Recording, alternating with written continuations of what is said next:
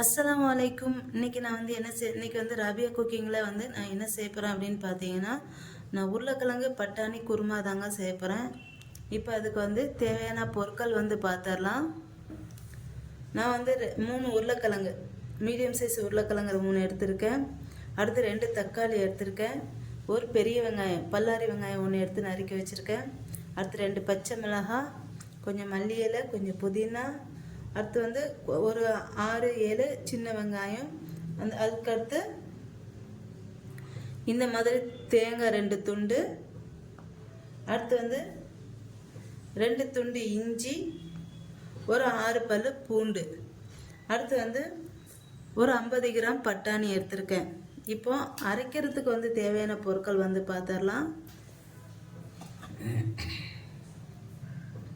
2 துண்டு பட்டை, 2 ஏலக்காய், 2 லவங்கம், அடுத்து கொஞ்சம் கல்பாசி வந்து தாளிக்கிறதுக்கு, அடுத்து வந்து சோம்பு ஒரு 1/2 ஸ்பூனு, அடுத்து இதோடி சின்ன வெங்காயம் இதையும் சேர்த்து அரைச்சிக்கணும். அடுத்து வந்து இஞ்சி பூண்டு,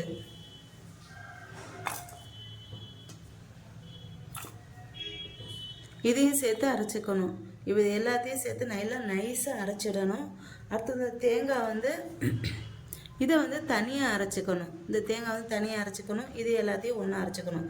இதோடய இன்னும் சொல்லிடுறேன், பட்டாணி இவ்வளோண்டு ஒரு 10-20 பட்டாணி நான் வந்து சேர்த்துருக்கேன். இதையும் சேர்த்து நல்லா நைஸாக அரைச்சி எடுத்துக்கணும். இப்போ இது எல்லாத்தையும் அரைச்சி எடுத்துக்கலாம். இப்போ இது எல்லாத்தையும் நல்லா நைஸாக அரைச்சாச்சு. இப்போ இது எல்லாத்தையும் எப்படி செய்யுதுன்னு பார்த்துருவோம். இப்போ நான் வந்து ஒரு பேன் வச்சுருக்கேன். இதில் வந்து எண்ணெய் ஊற்றிக்கிறேன்.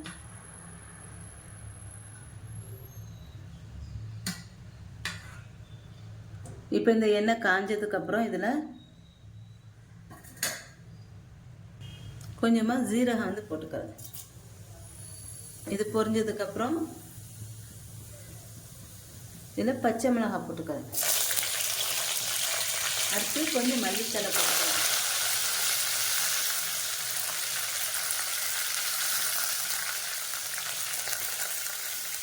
அடுத்து வெங்காயம் வந்து போட்டுக்கிறேன்.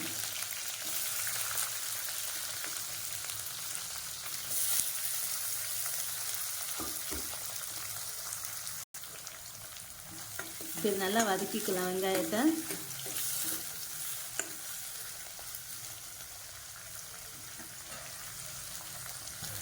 இப்போ வெங்காயம் வந்து இந்த அளவுக்கு வதங்கினதுக்கப்புறம் இதில் அரைச்சி வச்சுருக்க பட்டாணி, இஞ்சி பூண்டு பேஸ்ட்டு, வெங்காயம் வந்து போட்டுக்கலாம்.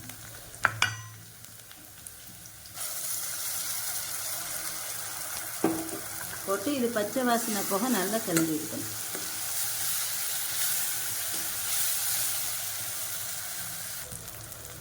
இந்த மாதிரி அரைச்சி ஊற்றுனீங்கன்னா தேங்காய் கூட தேவைப்படாது. நீங்கள் விருப்பப்பட்டால் தேங்காய் போட்டுக்கலாம். நான் வந்து ஒரு 2 ஸ்பூன் அரைச்ச தேங்காய் பேஸ்ட் வந்து நான் வந்து போட்டுக்க போகிறேன். இப்போ இது நல்லா வதங்கிடுச்சு. இப்போ இதில் வந்து தக்காளி வந்து சேர்த்துக்கலாம்.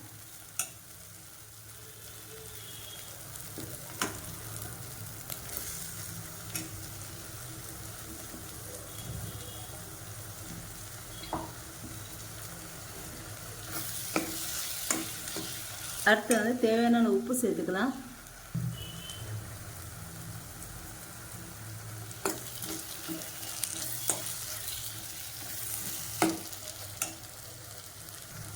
அடுத்து இதில் வந்து நான் வந்து ஒரு 1/2 ஸ்பூன் மஞ்சள்தூள் வந்து சேர்த்துக்கிறேன்.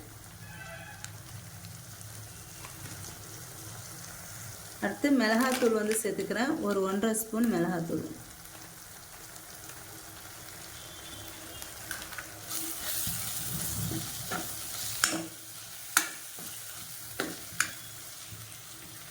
அடுத்து இதில் வந்து பட்டாணி சேர்த்துக்கிறேன். அடுத்து உருளைக்கிழங்கு வந்து சேர்த்துக்கிறேன். அடுத்து மல்லி இலை சேர்த்துக்கிறேன். சேர்த்துட்டு இதில் வந்து 1 கப்பு தண்ணி ஊற்றிக்க போகிறேன்.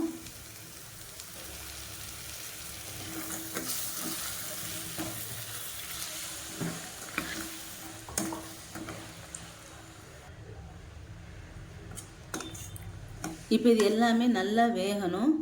வேக விட்டுருவோம். இப்போ மூடி வச்சு இதை வந்து நான் வந்து வேக விட்டுறேன். இதை இப்போ வந்து குழம்பு வந்து நல்லா எல்லாம் ரெடி ஆயிடுச்சு. இப்போ தேங்காய் வந்து ஊற்றிக்கிறேன். தேங்காய் வந்து கடைசியாக தான் ஊற்றிக்கணும். இதில் வந்து மசாலா வந்து நான் எதுவுமே சேர்க்கல. அந்த அரைச்சி ஊற்றின மசாலா மட்டும்தான், அதோடி மிளகாத்தூள் மஞ்சத்தூள் மட்டும்தான் சேர்த்துருக்கேன். அவ்வளோதாங்க. குழம்பு வந்து இன்னும் கொஞ்சம் திக்காகணும்.